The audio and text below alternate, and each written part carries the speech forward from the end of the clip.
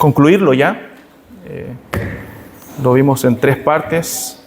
Entonces vamos a cerrar con los 5 párrafos finales.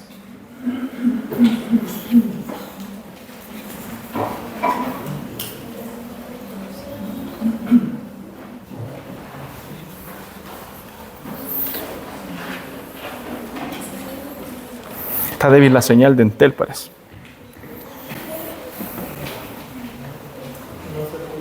¿Ah? No. Entonces, he estado todo el día con la señal media débil. Ahí sí.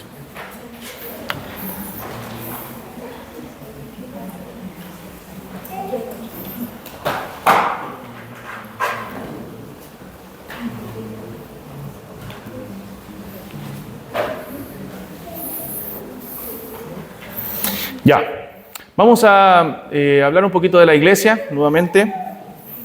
La iglesia que es valiosa para nosotros los creyentes, que es el lugar donde crecemos en la fe, donde somos moldeados a la imagen de Cristo, somos enseñados en la palabra. La iglesia, hermanos, debe tener un lugar muy valioso en nuestro corazón, en nuestra vida, también porque somos parte de esa iglesia. La iglesia se edifica con piedras vivas, lo leíamos en Pedro en la lectura, y esas piedras vivas somos nosotros, los que componemos el cuerpo de Cristo.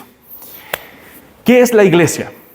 Cuando hablamos de iglesia, ¿de qué estamos hablando? A ver, interactuemos un poquito antes de comenzar como repaso. Una asamblea. Ya dijimos que la palabra eclesía, ¿cierto? Que es la palabra griega que se usa, significa asamblea, una asamblea.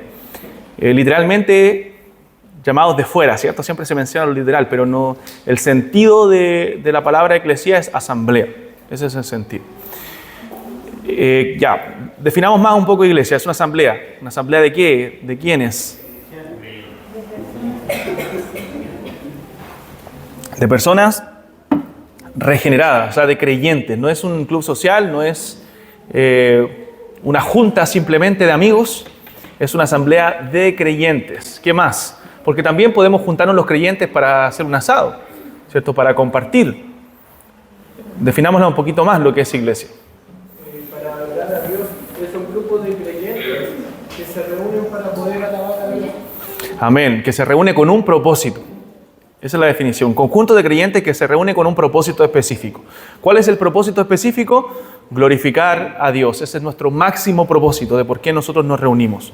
Un conjunto de creyentes que se reúne con un propósito específico. Podemos encontrar muchas definiciones de iglesia, ¿cierto? Otros dirían, como Mark Dever o John Piper, que es una asamblea de creyentes que se reúne para supervisar nuestras vidas espirituales, para observar los sacramentos o las ordenanzas que el Señor nos ha dejado, ¿cierto? Y practicar bíblicamente la disciplina. Entonces, la iglesia es un conjunto de creyentes, una asamblea de creyentes que se reúne con un propósito específico. La palabra en hebreo también se usaba para asamblea, asambleas que se reunían con un propósito. Por ejemplo, en las puertas de la ciudad, siempre la asamblea, los varones, los hombres importantes de la ciudad se reunían para tener acuerdos. Y eso era una iglesia, una asamblea, una eclesía. Entonces, eso es la iglesia, un conjunto de creyentes que se reúne con un propósito específico. ¿Cuál es ese propósito? Glorificar a Dios. Y si somos más extensos en eso, la edificación del cuerpo de Cristo es uno de los propósitos de la iglesia, y la evangelización del mundo, la evangelización de los no convertidos. Entonces, esos son los 3 propósitos primordiales de la iglesia, aunque los otros 2 que mencioné, la edificación de los santos y la evangelización, nacen, ¿cierto? O dependen de glorificar a Dios. Entonces, el fin de la iglesia es la gloria de Dios. ¿Cuáles son las características, las marcas de una iglesia sana? También la mencionamos. ¿Ya? ¿Qué más? Se ejecuta la disciplina eclesiástica. Predique fielmente la palabra de Dios. Que se ejecuta la disciplina eclesiástica. ¿Ya? ¿Falta una? ¿Por lo menos una? Sí, bueno, eso tiene que ver con que se predique la palabra fielmente. se predique el Evangelio, como dijeron los hermanos. Las marcas de una iglesia saludable son que se predique la palabra de Dios fielmente, que se predique el Evangelio, que la iglesia practique una disciplina sana, o sea, una disciplina bíblica. La disciplina de la iglesia es importante, y que observe bíblicamente las ordenanzas. Las ordenanzas. Esas son características de una iglesia sana. Si una iglesia no observa las ordenanzas, el bautismo y la cena del Señor bíblicamente, no practica una sana disciplina y no tiene una predicación sana bíblica, entonces no es una iglesia saludable. No estamos diciendo que no es una iglesia saludable, y necesita ser una iglesia sana, una iglesia que está enferma, una iglesia que está con problemas. Ojo, no una iglesia del Señor. Hay cristianos ahí, hay iglesia aún, lo vemos en el libro de los Corintios, en las iglesias de Apocalipsis. A pesar de su estado espiritual, eran iglesias, pero iglesias enfermas, iglesias que no estaban saludables. Una iglesia está saludable cuando se practica la disciplina bíblicamente, cuando se observa bíblicamente las ordenanzas, cuando se predica el Evangelio. Y podríamos hablar de otras marcas de una iglesia saludable que agregan otros escritores como Mark Dever, ¿cierto? Que él habla de 9 marcas de una iglesia saludable, como la teología bíblica, la sana doctrina, el Evangelio y otras. Los oficiales de la iglesia. Y bueno, son otras también marcas o características de que una iglesia está saludable, que una iglesia está sana. Bien, continuamos entonces. Hablamos de los oficiales, nos centramos en los oficiales la semana pasada, que se centraba la confesión en los pastores y diáconos de la iglesia. Dice el párrafo 11, ahora de la confesión, dice: aunque sea la responsabilidad de los obispos o pastores de las iglesias, según su oficio, estar constantemente dedicados a la predicación de la palabra, la obra de predicar la palabra no está particularmente limitada a ellos, sino que otros también dotados y calificados por el Espíritu Santo para ello, y aprobados y llamados por la iglesia, pueden y deben desempeñarla. O sea, la labor de la enseñanza de la palabra no solamente, aunque es primordialmente de los pastores. Recuerden que dijimos que obispo, pastor y anciano es la misma persona, es el mismo oficio, ya el pastor. Comúnmente lo llamamos nosotros pastor, en la Biblia es más llamado anciano, pero es la misma persona. Pastor, anciano, obispo son las 3 responsabilidades o deberes que tienen los pastores: de ser un hombre maduro en la palabra, un supervisor de la grey, y un pastor, un cuidador del rebaño, alguien que alimenta con la palabra el rebaño de Dios. Entonces, el ministerio de la palabra está en manos del pastor, de los pastores de la iglesia. La Biblia dice, cuando los apóstoles, en Hechos capítulo 6, tenían la necesidad de atender las mesas, producto del servicio que había, de la desatención que había en la mesa de las hermanas, de las viudas, de los griegos o de los judíos helenizados. Eso es literalmente, judíos helenizados. Los apóstoles dijeron: nosotros no podemos ocuparnos de esa labor. No es nuestro deber ocuparnos del servicio a las mesas. Escojan ustedes hombres de buen testimonio, hombres con ciertas características que se ocupen de esa labor. Y ahí nace el oficio diaconal, ¿cierto? Esa es la ocupación del oficio diaconal. Pero nosotros, dicen los apóstoles, persistiremos en la oración y la palabra. O sea, el ministerio principal del pastor es la oración y la palabra. Que se ocupe de la oración y el ministerio de la palabra, tanto en el púlpito como bajo el púlpito. Entonces, esa es nuestra responsabilidad como obispos del Señor, como pastores de las iglesias. También Pablo le dice a Timoteo: ocúpate, recuerdan, de la lectura, de la exhortación, de la enseñanza. O sea, Timoteo, la labor de él era ocuparse de esas cosas, del ministerio de la palabra. Entonces, esa es la labor principal del pastor. Si algo debe demandar la iglesia de sus pastores, es que se preparen, ¿cierto? Y que puedan predicar fielmente la palabra de Dios. Porque ese alimento que recibe la iglesia desde el púlpito el día domingo es fundamental para el crecimiento, es fundamental para la santidad de la iglesia. El púlpito, hermanos, hermanas, no es un juego. No es un juego. Es un lugar donde nosotros somos alimentados, somos nutridos con la palabra de Dios domingo a domingo. Entonces el oficio del pastor es constantemente ocuparse, dedicarse a la predicación de la palabra. El apóstol Pablo en algunas ocasiones dice la Biblia que estaba por entero dedicado a la predicación de la palabra. Pero dice la confesión que no está limitada solamente a ellos. O sea que hay hombres dotados que el Señor le ha regalado dones de enseñanza también para edificar a la congregación. O sea, no solamente los pastores son los capaces de enseñar la palabra de Dios, sino también otros hombres, maestros de la iglesia, reconocidos por la iglesia para esta labor de la enseñanza. O sea, estos maestros no necesariamente deben ser pastores, no necesariamente son llamados al pastorado, pero sí tienen el don de enseñanza y pueden compartirnos la palabra de Dios para la edificación de la iglesia. Son buenos predicadores, son buenos maestros y que nos nutren a través de sus enseñanzas. No necesariamente van a hacer la labor pastoral de quizás el dar la palabra debajo del púlpito de la consejería bíblica, pero sí van a apoyar, ¿cierto?, las enseñanzas desde el púlpito. Y eso lo hemos visto, ¿cierto?, en nuestra iglesia y en otras iglesias también, donde hay maestros reconocidos por la congregación y que tienen esas capacidades, esos dones para poder compartirnos la palabra y edificarnos. Ojo, decimos esto y aclaramos esto de acuerdo a la confesión porque hay denominaciones que creen que solamente los pastores son los que deben estar en el púlpito, solamente los obispos, los que deben estar predicando y dirigiendo un culto. Hay movimientos presbiterianos, ¿cierto? No sé si anglicanos, pero los presbiterianos por lo menos en algunos grupos, ellos dicen los laicos no pueden subirse al púlpito.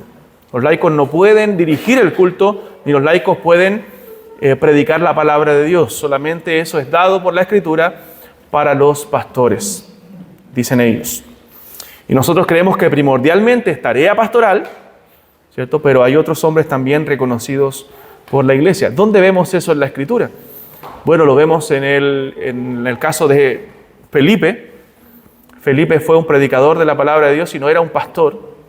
Felipe era uno de los diáconos, un evangelista, ¿cierto?, que estaba predicando constantemente la palabra de Dios. Tenemos otros colaboradores del apóstol Pablo también, Aquila y Priscila, ¿cierto?, entre otros que también eran vistos predicando la palabra de Dios, a pesar de que no eran obispos ordenados, que no eran ancianos dentro de la iglesia. Entonces compartían la palabra de Dios y enseñaban la palabra. Entonces aquellos hermanos que tienen el don de enseñanza y que son reconocidos por la congregación pueden también predicar la palabra de Dios, desempeñar esa labor de enseñar las Escrituras. Sí, sí. Ese reconocido por la iglesia, llamado por la iglesia, es una fundación por parte de hacer sometido alguien que predica. Dentro la duda, viendo ahora nuevamente lo que dice la confesión. Perdón, no le escuché la última parte. Respecto a lo que predican, a los hermanos que predican que no son pastores, y cuando señala la confesión que dice que aprobados y llamados por la iglesia, usted señalaba que fueran reconocidos por la iglesia. Sí. Eso de alguna forma está señalando de que tienen que someterse, por ejemplo, a alguna votación donde la congregación apruebe que puedan predicar. Sí, puede ser votación o mención de aquellos, como lo hicimos nosotros también, y sin objeción de la iglesia. O sea, que la iglesia esté de acuerdo en que ellos sean los que estén enseñando. No sé si recuerdan que nosotros lo hicimos una vez cuando yo presenté los ministerios y también allí presenté a los hermanos que iban a estar colaborando y enseñando la palabra de Dios. Y son hermanos reconocidos, ustedes saben quiénes son y no hay objeción de la iglesia en cuanto a eso. Entonces sí, puede ser a través de votación, anunciamiento y obviamente la iglesia puede pronunciarse respecto a esos hermanos. Entonces sí deben ser reconocidos por la congregación. Párrafo 12. Dice, todos los creyentes están obligados a unirse a iglesias locales cuando y donde tengan oportunidad de hacerlo. Asimismo, todos aquellos que son admitidos a los privilegios de una iglesia también están sujetos a la disciplina y el gobierno de la misma conforme a la norma de Cristo. Esto también es relevante, es importante, hermanos, porque un creyente no es un llanero solitario, ¿cierto? Y eso la Biblia lo deja claro y nosotros lo hemos dicho una y otra vez en las enseñanzas. El creyente en Cristo, el que ha sido salvado, transformado, debe desear unirse a una iglesia local, debe desear ser parte de una congregación de creyentes. Cuando a veces los creyentes o personas que profesan la fe dicen yo quiero escuchar la palabra o quiero aprender de la Escritura, pero no quiero unirme a una iglesia local, no quiero ese compromiso, entonces dos cosas: o no ha entendido el Evangelio y la vida en comunidad y necesita ser enseñado, es un creyente inmaduro aún, o realmente no le ha alumbrado el Evangelio aún. Porque un creyente que ama a Dios, ama también la iglesia de Dios. Un creyente que ama a Cristo, ama a la esposa de Cristo.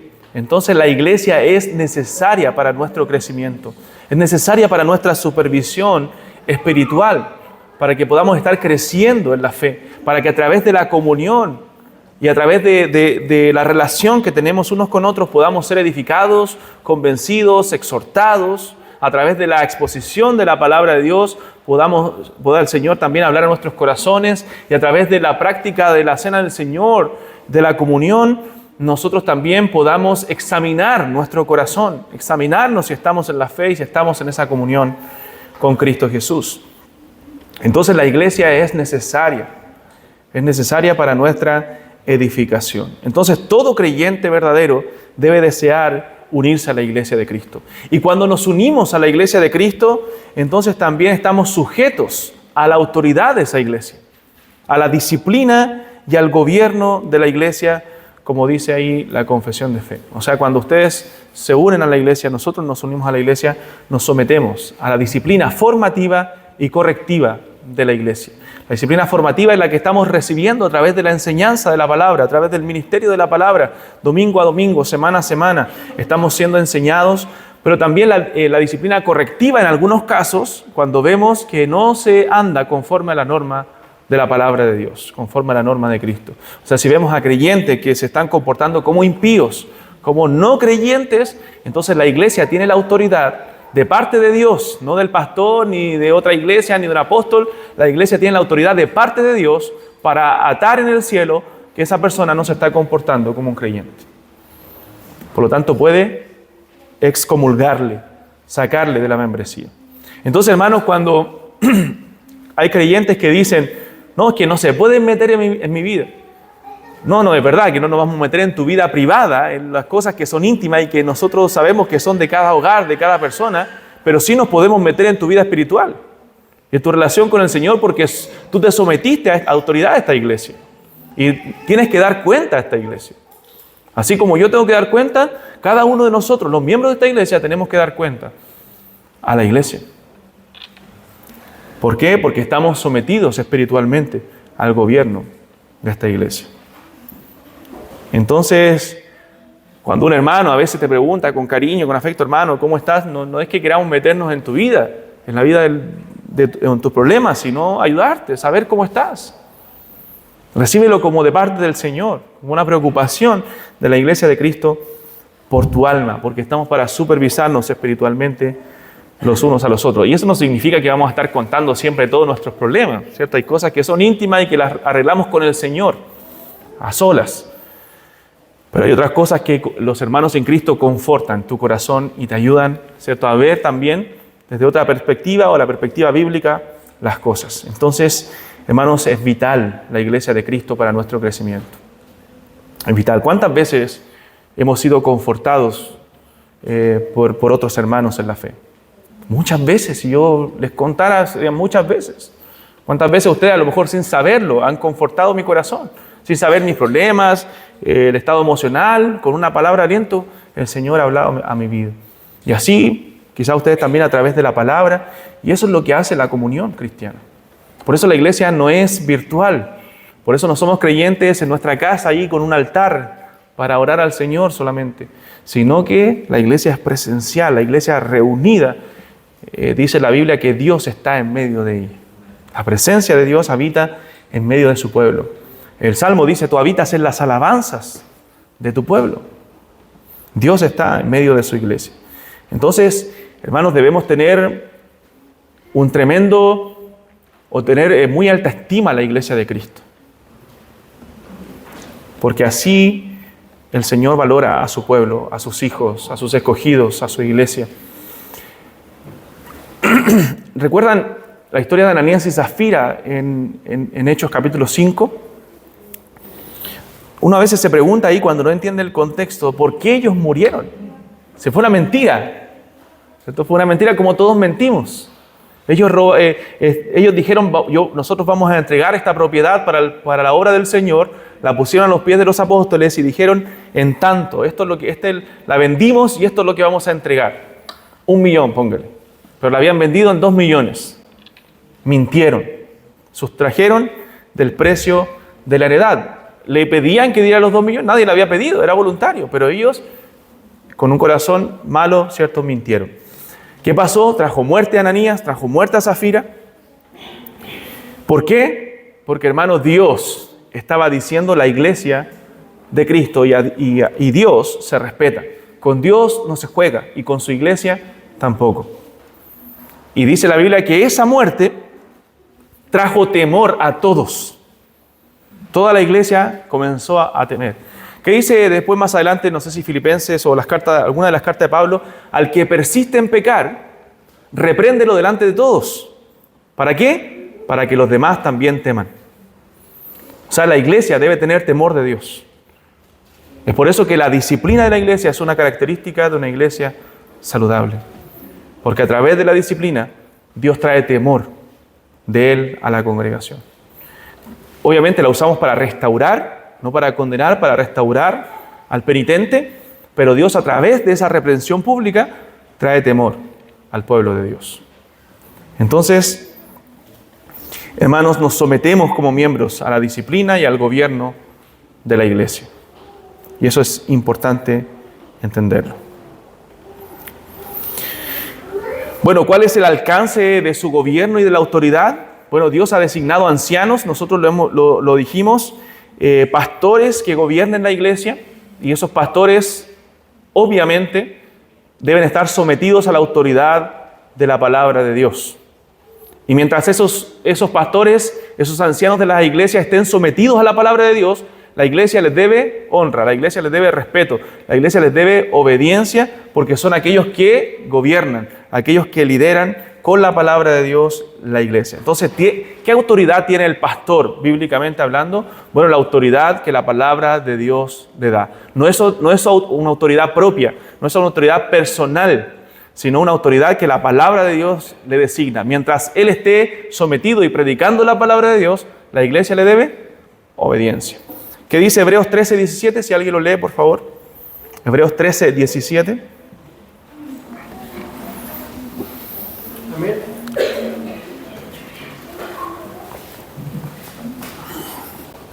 Obedeced a vuestros pastores y sujetaos a ellos, porque ellos velan por vuestras almas como quienes han de dar cuenta, para que lo hagan con alegría y no quejándose, porque esto no es provechoso. Amén.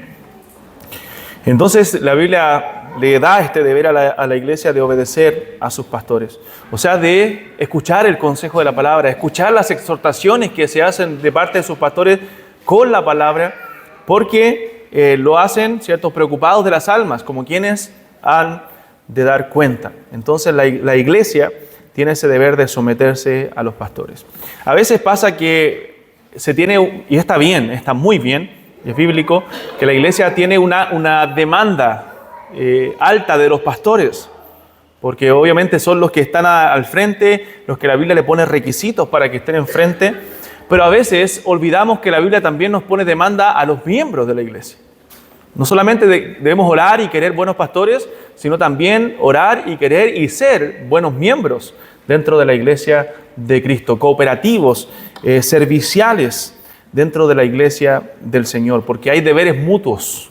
dentro de la iglesia, de pastores a miembros, miembros a pastores. Entonces, ese es el alcance de su gobierno. La iglesia tiene autoridades, tiene, en este caso, oficiales, que son los pastores que están a cargo de la enseñanza de la palabra, y los diáconos que están a cargo del servicio dentro de la iglesia. Entonces tenemos ese deber de someternos a esa autoridad que la Biblia le da a la iglesia. Mire, si alguien busca a Tito 3:10, por favor, y otro hermano, Gálatas 6:1. Amén. ¿Cuál tiene, hermano Juan? Tito 3:10. Al hombre que cause divisiones después de una y otra amonestación, desecha. Amén. Al que cause divisiones, después que ya fue amonestado y persiste en su pecado, entonces habla de disciplina. El contexto no está diciendo, oye, ya ándate fuera. No, sino que en un contexto de disciplina debe ser desechado esa persona que está causando división dentro de la iglesia. Y hermanos, escuchemos esto de parte del Señor. La división, el causar división, la murmuración dentro de la iglesia son pecados graves en la Biblia. Porque a veces nosotros nos damos licencias de murmurar. Y nosotros vemos en la Biblia los casos de murmuración son casos sumamente juzgados por el Señor en la palabra. Murmuración contra las autoridades o murmuración entre los hermanos en la fe. Por eso nosotros debemos cuidar nuestros labios, cuidar de cualquier cosa que pueda causar división dentro de la congregación, porque a paz nos llamó el Señor. Somos llamados a la unidad, al amor, a estimularnos al amor y a las buenas obras. Y por eso Dios nos ha dejado pasos para una disciplina bíblica en caso, ¿cierto?, de que alguno tenga queja contra otro, de que alguno tenga una ofensa de otro hermano. Y es la forma correcta de solucionar las cosas. La murmuración nunca debe ser el camino de una iglesia. El causar división nunca debe ser el camino de una iglesia, porque iglesias han desaparecido por esos pecados. Entonces, hermanos, debemos saber que hay un juicio de parte del Señor para aquellos que murmuran. Vean los ejemplos del Antiguo Testamento, cómo Dios castigó la murmuración, incluso de María y Aarón, cuando dijeron y hablaron acerca del error de Moisés. Había tomado Moisés una mujer cusita, sí, y había cometido un error, de acuerdo a los parámetros bíblicos. Pero y ellos dijeron, ¿acaso Dios no ha hablado también por nosotros? Dijeron María y Aarón. ¿Y qué le dijo Dios? No, Señor, eso es murmuración y eso es pecado. Yo solamente con mi siervo Moisés he hablado, no con ustedes. ¿Y qué pasó? María quedó leprosa y se estancó el campamento. No pudo seguir avanzando hasta que María, después de 7 días, podía volver al campamento. O sea, cuando hay pecado dentro de la iglesia, cuando hay murmuración dentro de la iglesia, cuando hay división dentro de la iglesia, hermanos, la obra de Dios se estanca. Produce eso un estancamiento. Y hasta que no se ha evidenciado y la maldad sea descubierta en la congregación, porque Proverbios lo dice, su maldad será descubierta en la congregación tarde o temprano, el pecado va a estar ahí y va a traer problemas, va a contaminar a la congregación. Entonces debemos cuidar nuestra boca, cuidar nuestros labios de hablar y aprender cuáles son los pasos para una disciplina bíblica en caso de. Incluso cuando sea el pastor, el ofensor o el que se equivocó, hay pasos para reprender incluso a los pastores, para disciplinar incluso a los pastores en caso de errores. Pero el camino no es la murmuración, el camino no es la división. Debemos tener mucho cuidado con eso porque es dañino para la iglesia y es un pecado terrible delante del Señor. Gálatas capítulo 6, verso 10. Verso 1, perdón.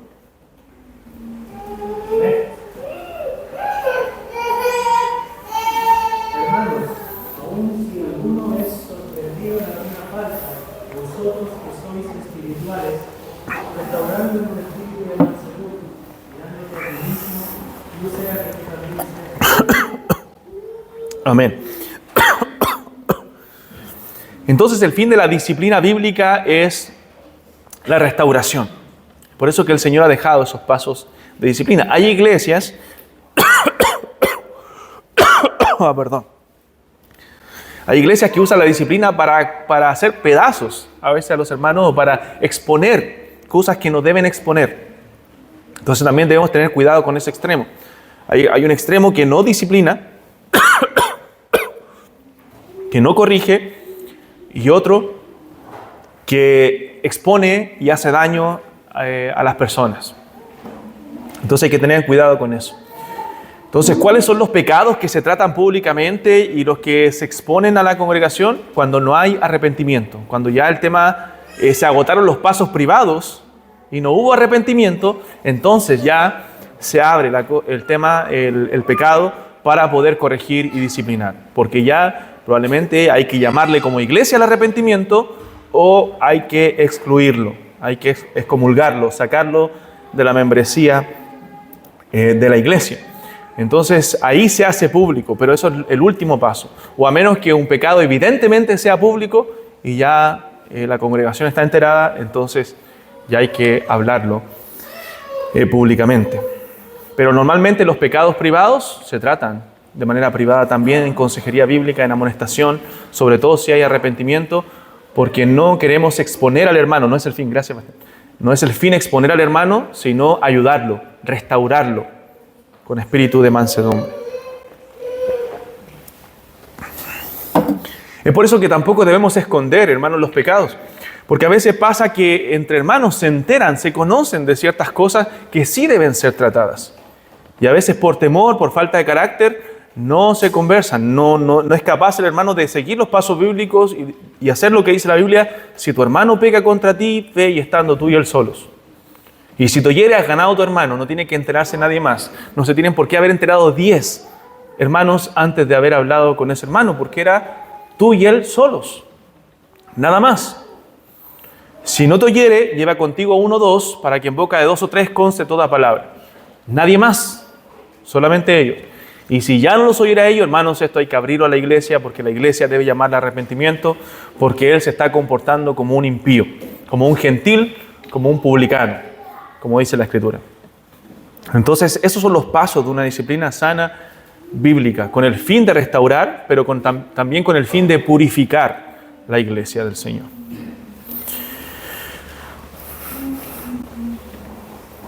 Párrafo 13. Párrafo 13, recuerden que son 15, vamos a terminarlos hoy.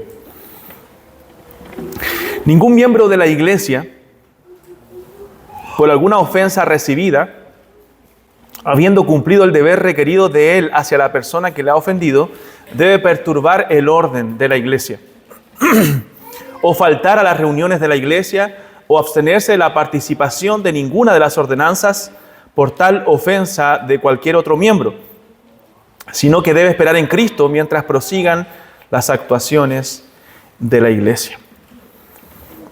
Pasa que muchas veces cuando creemos en una situación complicada dentro de la iglesia, pasa algo fuerte dentro de la congregación donde el hermano se siente muy ofendido. Él piensa que tiene el deber, ¿cierto?, de perturbar el orden de la iglesia. No, esto hay que hablarlo, lo tengo que hablar con este hermano y con este hermano y con este hermano. No, hermano, debemos seguir los pasos bíblicos. Por muy razón que tú tengas, tú debes poner en primer lugar la vida espiritual, la sanidad, la unidad de la iglesia. Y tienes que pensar que a través, contándole esa situación, ese problema a otras personas, lo que vas a hacer es causar daño, no edificar. Lo que estás haciendo es desatar tu ira, tu odio, ¿cierto?, el problema, tu ofensa, la amargura que quedó en tu corazón, contándole a otros. Lo que tienes que hacer es tratar el tema de manera bíblica, de manera correcta, como la Escritura lo señala. Si tú crees que no tienes la sabiduría para hacerlo solo, para ir, porque el tema es demasiado grave, bueno, entonces llama a los ancianos de la iglesia que tienen más madurez, que pueden ayudarte en cómo tratar el tema, y bueno, a través de ellos dirige la situación. O si es con los ancianos de la iglesia, bueno, con un diácono o un hermano maduro que pueda ayudarte en la situación para saber cómo tratar ese tema. Pero debemos poner por encima siempre la salud espiritual y la unidad de la iglesia. No con nuestros berrinches a veces o nuestra falta de madurez provocar divisiones o destruir la congregación. Debemos cuidarnos mucho de eso, hermanos, si queremos mantener la unidad de la iglesia. Sobre todo cuando la iglesia está creciendo. Porque crece la iglesia y crecen también los problemas, porque más pecadores se unen. Ya habíamos un grupo de pecadores, pero más pecadores se están añadiendo. Entonces, vamos a tener siempre diferencias en las relaciones también. Mientras más nos relacionemos, más vamos a conocer nuestros pecados, nuestros errores. Entonces debemos saber también distinguir entre las cosas que se deben tratar, que requieren un tratamiento, ¿cierto? Requieren una conversación, y otras cosas que la Biblia dice que el amor cubrirá esas faltas. El amor cubrirá esa multitud de pecados. Hay cosas que no son necesarias tratar con mi hermano, a pesar de que quizás creo que no tiene una actitud correcta en ese sentido, pero no es algo que me lleve a decir, oye, tengo que aplicar los pasos de disciplina bíblica. Si no, voy a esperar que quizás el hermano madure, orar por él, y si en algún momento es necesario, voy a hablar con él. Pero debemos aprender a ser maduros en eso, hermano, y no actuar de acuerdo a nuestras pasiones, porque podemos causar mucho daño a otras personas. Estamos para ayudar, para servir. Vamos a hablar el domingo en el sermón de la iglesia y de Semana Santa acerca de eso, de cómo la muerte de Cristo y el sacrificio de Cristo y el servicio de Cristo nos impulsa a nosotros a servir como creyentes, a servir como iglesia de Cristo. Entonces, cuidado con perturbar el orden de la iglesia. Bueno, en la historia de la iglesia, para que ustedes sepan, creo que, no sé si lo mencioné, parece que no. Tenemos 3 tipos de gobiernos. 3 tipos de gobiernos en las iglesias históricas. Bueno, hoy día hay muchos abusos y pastores queriendo hacer lo que ellos quieren en la iglesia, pensando que son patrones de fondo dentro de las congregaciones, ¿cierto? Y dañando a mucha gente. Vamos a obviar esos casos porque eso no es bíblico. Pero dentro de la historia cristiana han habido 3 tipos de gobiernos. El gobierno episcopal, que es un sistema eclesial, de poder eclesial descendente, ¿sí? Descendente, ¿sí? Jerárquico, podríamos decir, de más a menos, y se centra en los obispos. Hay diócesis, ¿cierto? Tenemos la Iglesia Católica tiene un gobierno episcopal, la Iglesia Anglicana dentro de los evangélicos, aunque la Iglesia Anglicana en Chile es evangélica, en otros lugares es católica, o más católica, o tiene más rasgos católicos. Pero en Chile es evangélica, y la Iglesia Metodista Pentecostal, aunque con todos sus dramas y abusos, ¿cierto? Tiene un gobierno episcopal, donde hay un obispo, ¿cierto? Y de ahí para abajo, o así en otras, un arzobispo en otras denominaciones. Tenemos el gobierno presbiteriano también, que hay una instancia superior dentro de la iglesia que se llama el presbiterio. Y el presbiterio tiene otra instancia superior que se llama el sínodo. Y que ahí se dirigen algunas decisiones dentro de la iglesia. O sea, no todas las decisiones, no vamos a decir que ninguna decisión se toma dentro de la iglesia. Sí toman decisiones dentro de la iglesia, pero hay instancias superiores de decisiones que le pertenecen al presbiterio y al sínodo. De hecho, los pastores son miembros del presbiterio. Es por eso que dentro de los presbiterianos los pastores son cambiados a veces de un lugar a otro, a veces sin el consentimiento o la opinión de la iglesia. Entonces ellos tienen su base bíblica para ello y dicen, en base a estos textos nos gobernamos así. Pero nosotros tenemos un gobierno congregacional, ya que no reconoce, el gobierno congregacional no reconoce ninguna entidad superior a la iglesia. La iglesia es la entidad superior. Obviamente Dios dirigiendo y gobernando la iglesia, pero la iglesia es la autoridad máxima. Y ojo, la iglesia no es la membresía. La iglesia son los pastores junto a la membresía. Todos somos la iglesia, aquí porque yo soy miembro de esta iglesia. Entonces son los ancianos junto a la congregación. Entonces hay un complemento entre la dirección y guía de los ancianos y las decisiones que toma la congregación. Porque la congregación no toma decisiones sin la guía y el consejo, ¿cierto?, de los ancianos. Eso lo vemos en todos Hechos también, en la Escritura. Entonces, como congregacionalistas o una iglesia congregacional, nosotros reconocemos la autonomía de la iglesia. Nosotros reconocemos que la iglesia tiene su propio gobierno. Cada iglesia bautista tiene su propio gobierno. Usted no va a ver a las iglesias bautistas con una iglesia madre, ¿cierto? Y que esa iglesia madre tiene autoridad sobre las otras iglesias, porque eso no es bautista. Los bautistas nosotros creemos en la autonomía de la iglesia. Ninguna iglesia puede interferir en la autoridad y en el gobierno y en las decisiones de otra iglesia. Cada iglesia tiene sus oficiales, sus diáconos y su gobierno, su autoridad. Entonces no reconocemos otra autoridad superior a la iglesia. Y esa iglesia está gobernada o dirigida por sus pastores en el ministerio de la palabra y por los diáconos en el servicio. Entonces, esos son los tres tipos de gobierno y al cual nosotros nos adherimos como iglesia, como congregación. Entonces, por eso que la iglesia tiene la autoridad de supervisarnos. Ojo, ese gobierno congregacional no es democracia. No lo confundan con democracia, como que aquí cada cual puede opinar lo que quiera. No, sino es una decisión. La iglesia toma decisiones en lo que la Biblia le manda a tomar decisiones en base al consejo, ¿cierto?, de los ancianos que dirigen con la palabra de Dios la iglesia. Bien, entonces este párrafo de la confesión nos habla de la participación en los cultos. O sea, nosotros tenemos el deber de participar como miembros en los cultos, especialmente en el Día del Señor. Recuerden que el Día del Señor es un día consagrado, es un día especial, un día santo, apartado para el servicio de Dios, donde nosotros no tenemos nada más importante que hacer, o no debiéramos tener nada más importante que hacer, que congregarnos, que juntarnos corporativamente para adorar a Dios. Es el día que Dios ha establecido. Dios ha apartado un día de 7 para el servicio, para la adoración pública y para el descanso del cuerpo, como es mandado en la ley de Dios. Entonces, tenemos como miembros el deber de participar en los cultos de la iglesia, porque eso es necesario para nuestro crecimiento y supervisión espiritual. Y de observar las ordenanzas, de participar en las ordenanzas de la iglesia. Como les dije, algunos le llaman sacramentos, yo prefiero la palabra ordenanza para referirse al bautismo y a la cena del Señor. Especialmente la cena del Señor, porque el bautismo lo hacemos una vez, después de que somos creyentes, pero la cena del Señor la observamos. Bueno, en la iglesia primitiva cada día del Señor, algunas iglesias cada día del Señor, que sería lo óptimo, o como nosotros lo hacemos una vez al mes. El primer domingo procuramos de cada mes tomar la cena del Señor. Entonces el creyente no debe dejar de participar de la cena del Señor. Algunos creyentes dicen, no, que yo no he andado bien, no voy a tomar la cena. No, hermano, el hecho de examinarte, justamente ese es el propósito de la cena, examinarte para que tú te arrepientas, para que tú digas, voy a arrepentirme, voy a confesar mis pecados al Señor y voy a tomar la cena con mis hermanos. Porque al tú no tomar la cena del Señor, lo que estás diciendo, yo no estoy en comunión con Cristo.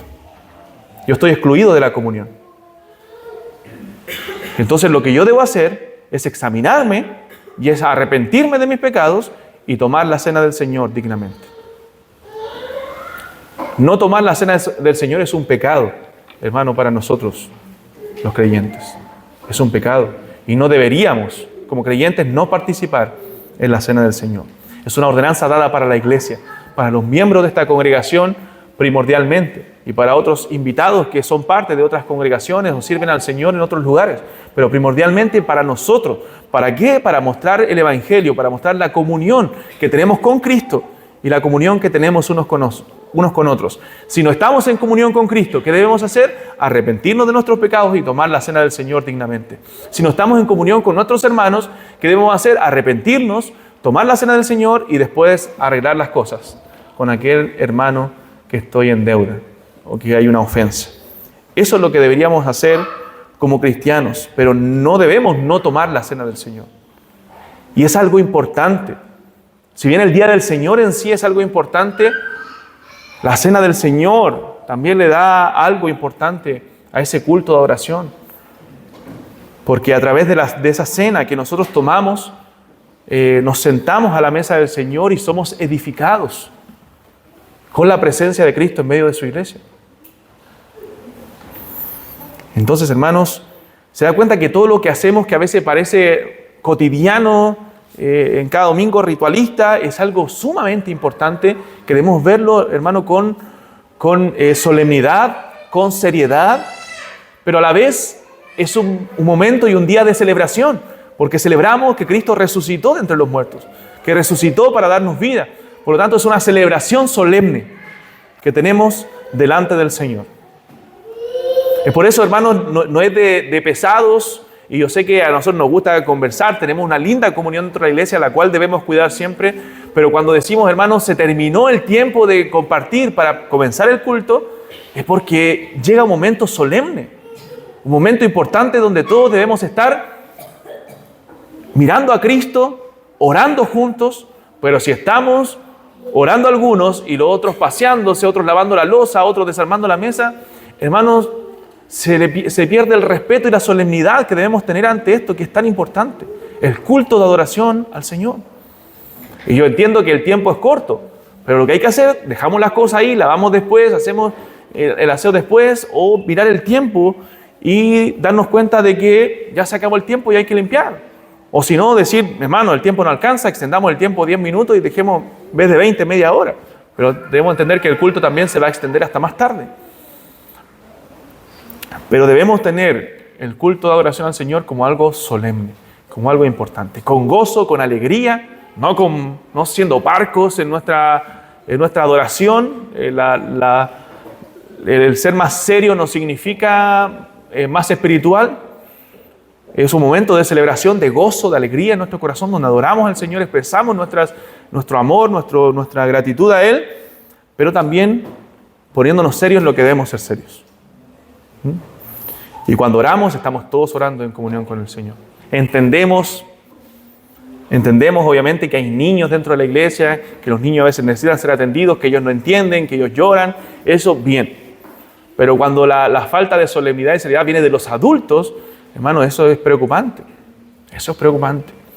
Debemos nosotros ser serios en la adoración que entregamos al Señor.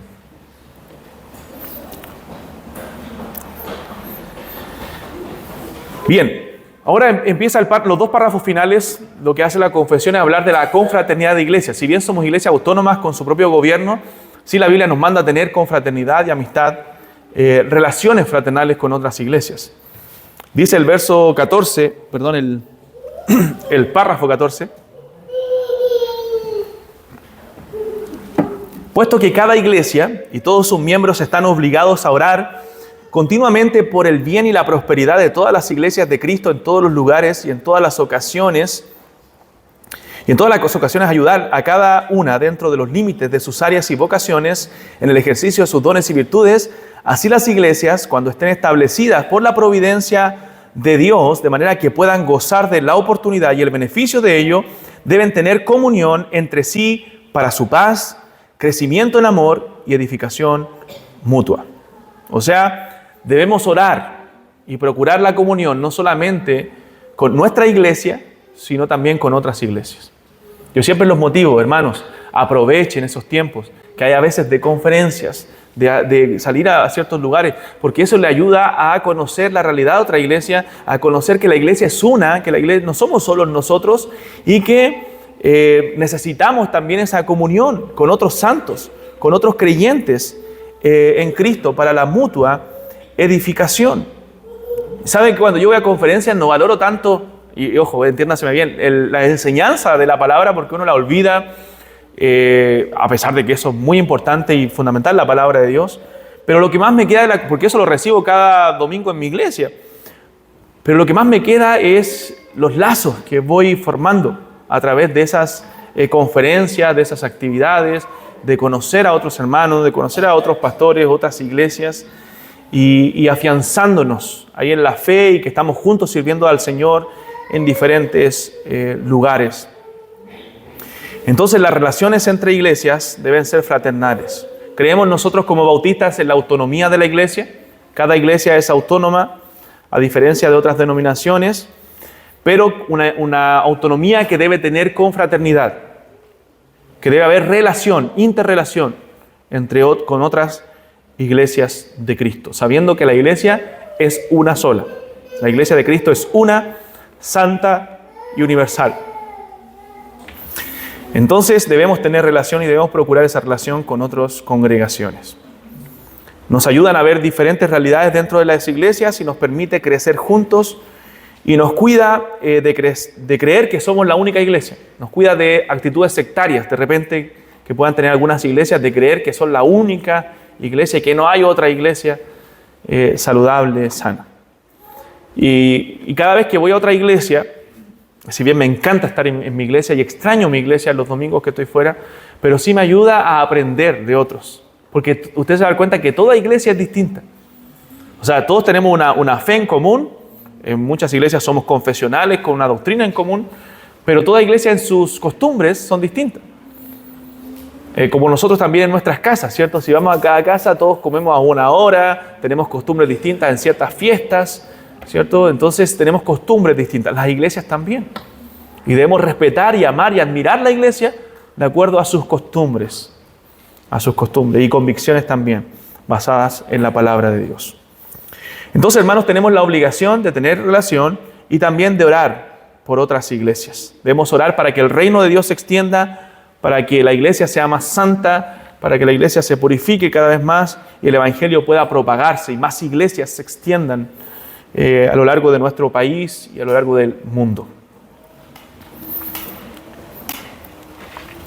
Y párrafo 15 y final dice: en casos de dificultades o diferencias respecto a la doctrina o el gobierno de la iglesia, en que las iglesias en general o una sola iglesia están preocupadas por su paz, unión y edificación, o uno o varios miembros de una iglesia son dañados por procedimientos disciplinarios que no coincidan con la verdad y el orden, es conforme a la voluntad de Cristo que muchas iglesias que tengan comunión entre sí se reúnan a través de sus representantes para considerar y dar su consejo sobre los asuntos en disputa, para informar a todas las iglesias involucradas. Sin embargo, a los representantes congregados no se les entrega ningún poder eclesiástico propiamente dicho, ni jurisdicción sobre las iglesias mismas para ejercer disciplina sobre cualquiera de ellas o sus miembros, ni para imponer sus decisiones sobre ellas o sus oficiales. Y esto nos dice cómo resolver problemas en medio de esta confraternidad de iglesias. Por ejemplo, si en nuestra iglesia un día el pastor, ni Dios lo quiera, ¿cierto?, se desvía de la doctrina, se desvía de la fe confesional que nosotros tenemos, ¿qué debe hacer la iglesia? En este caso sería algo difícil, ¿cierto? Más difícil que si un miembro o una familia de la iglesia se desvía tras otra doctrina. ¿Qué debería hacer la iglesia en esos casos? Bueno, nosotros tenemos una asociación de pastores que se llama ABAR, que son de la misma fe. La iglesia debería solicitar a través de una carta, a través de sus diáconos, la ayuda de ABAR para resolver este asunto. Si la iglesia no puede, a través de su liderazgo, decir: pastor, ¿sabe qué?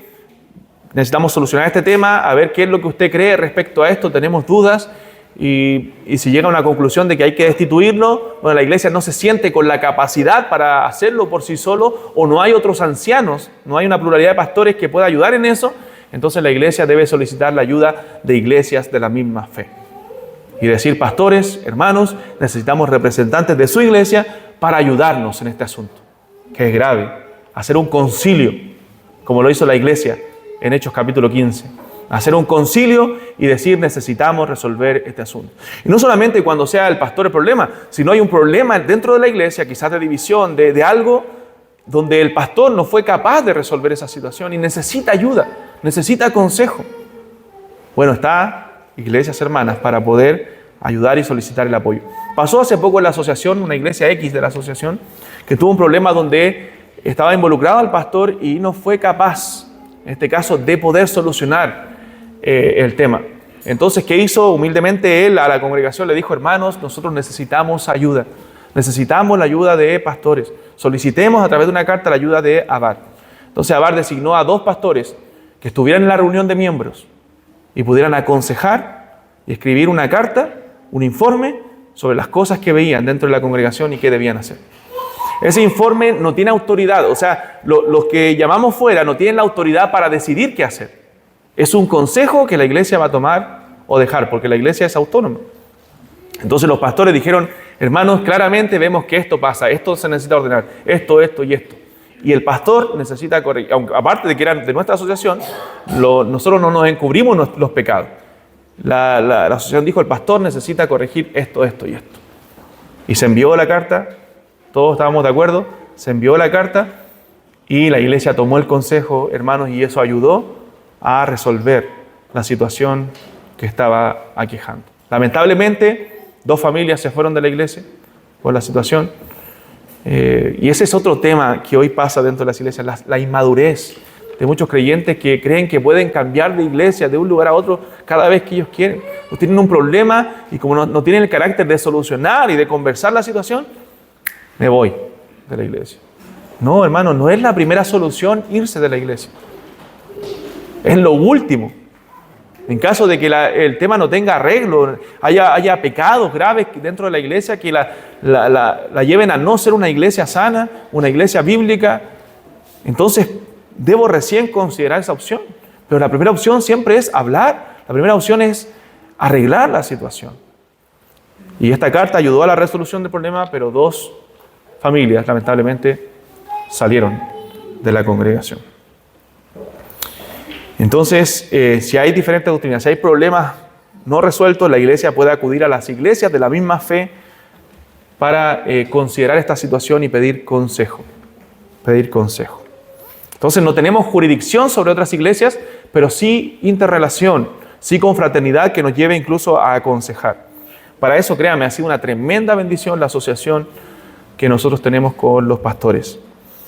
Nos ha ayudado mucho en la consejería, en poder resolver problemas incluso antes de que sucedan ciertas cosas, resguardarnos y aprender de otros casos dentro de las iglesias. Entonces podemos pedir esa asistencia a otras iglesias en medio de situaciones difíciles. Y así cierra la confesión el capítulo 26 de la iglesia. Preguntas, comentarios, hermanos. Hermano Víctor.